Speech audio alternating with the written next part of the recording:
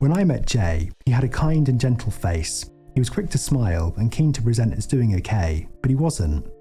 And talking to him made clear that he was privately troubled and ill at ease. Jay was addicted to internet porn. It was a rabbit hole he'd fallen into quite by chance as a young teen. He described how he'd opened a page online and clicked a link. One thing had led to another, and the beginning of thousands of hours of lost time, focus, energy, self-esteem and confidence began. Aged 23 when we met, the impact of addiction had come into sharp focus. Preoccupied and battling inadequacy around women, Jay's uncertain demeanour distracted attention from the potential of a young man who, apart from a crippling habit, had much to offer. His distress at social inadequacy, sexual frustration, dependence, etc. left him veering between impulsive attempts to please others, hoping to establish belonging, or irrational responses in social situations due to his anguish at not having his behaviour under control. He could have done better at school, and now, staring down the barrel of an unsteady future, he couldn't push away the need for help any longer. My name is Dominic Decker, a teacher, registered therapist, and your support behind Anxiety Master, here to help you develop the practical and emotional skills you need for a strong and confident future.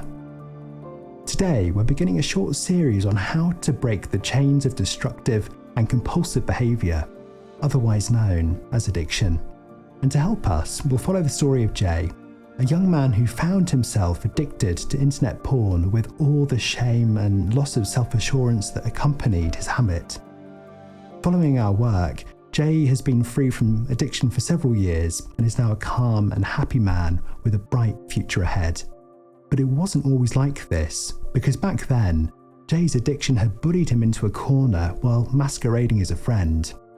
You see, his porn dependence was deeply rooted, offering itself as a response to life's daily pressures and disappointments.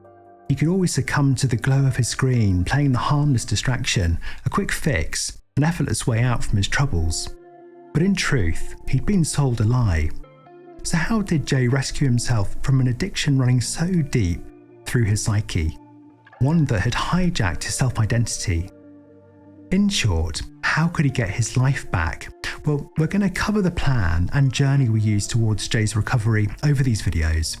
And first, to get addictive behaviour under control, we need to understand what addiction is and what drives dependence. So let's dive in.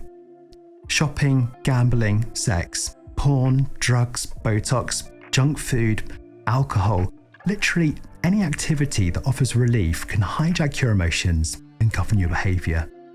Now you might think of it as your little thing, an emotional release, your secret habit or guilty pleasure, a soothing sanctuary to help reduce life's noise and escape it all.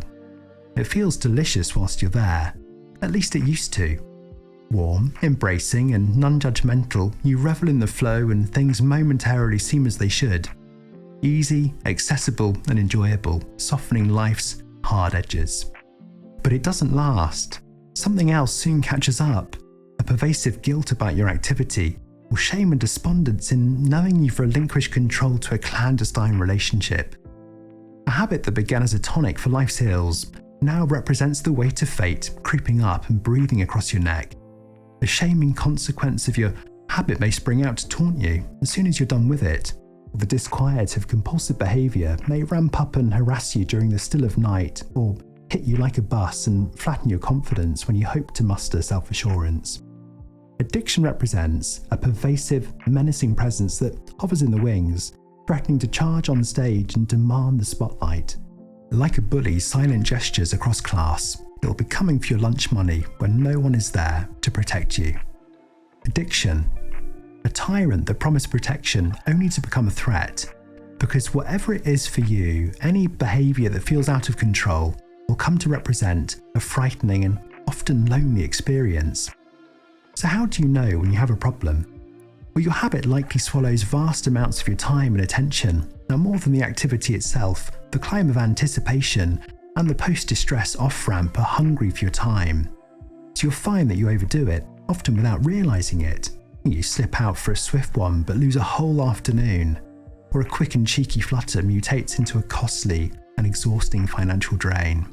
as the slippery, perfect feeling becomes ever more elusive.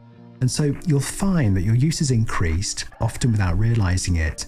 And to try and recapture the pleasure from earlier experiences, you're constantly chasing a high that only exists in euphoric and unreliable recollections. Now, as a result, the damage seeps into other areas of your life, and missed opportunities, disgruntled significant others, and the omnipresent preoccupation of being bound to a habit that keeps changing the rules on you. Addiction.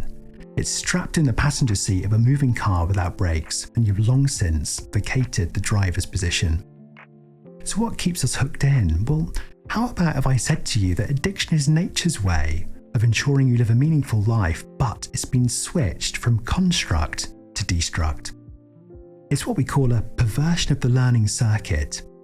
Now, Joe Griffin, an Irish psychologist and therapist, offers an extraordinary and compelling explanation for what drives addiction, and it's one well worth our attention.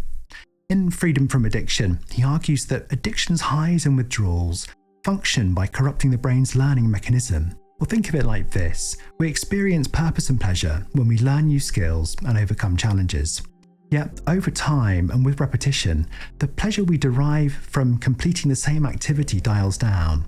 So essentially, we get bored. Now, this is nature's strategy to regulate the experience of satisfaction, encouraging us to engage in ever more complex challenges and, over time, to evolve as a species. So in other words, nature governs the experience of pleasure to promote ever more creative and flexible behaviour.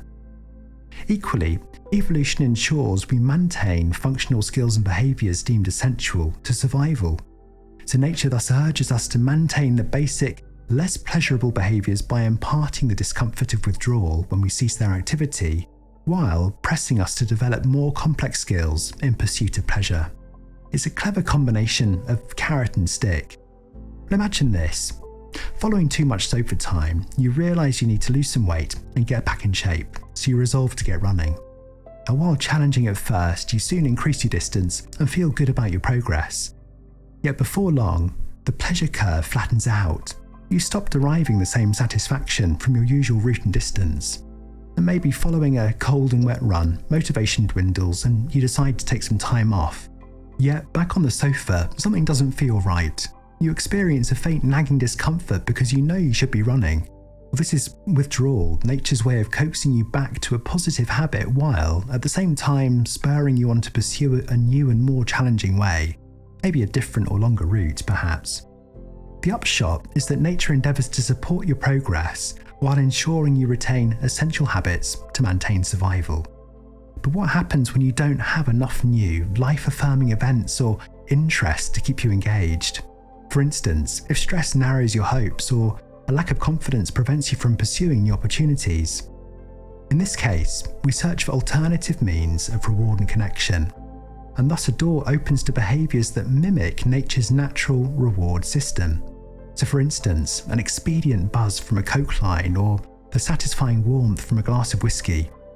In Jay's case, the ready allure of endless imagery at the click of a button. And these are attempts to decompress, distract or escape, perhaps from boredom, loneliness or other life stresses. Or in other words, we get hooked on experiences that replicate or aid a sense of engagement along with the pleasure and withdrawal experience. But it's rarely the real thing. When we don't experience purposeful rewards, addictive imitations, the false promise of shortcuts introduce themselves as the next best thing. And from here, falling into the grip of dependence is an easy next step. This is nature's learning mechanism, but it's been switched from build to burn. So now we have a good foundation to understand addiction. We'll follow Jay's path out of porn addiction with a plan for beating destructive behaviour in the next video. I hope to see you there.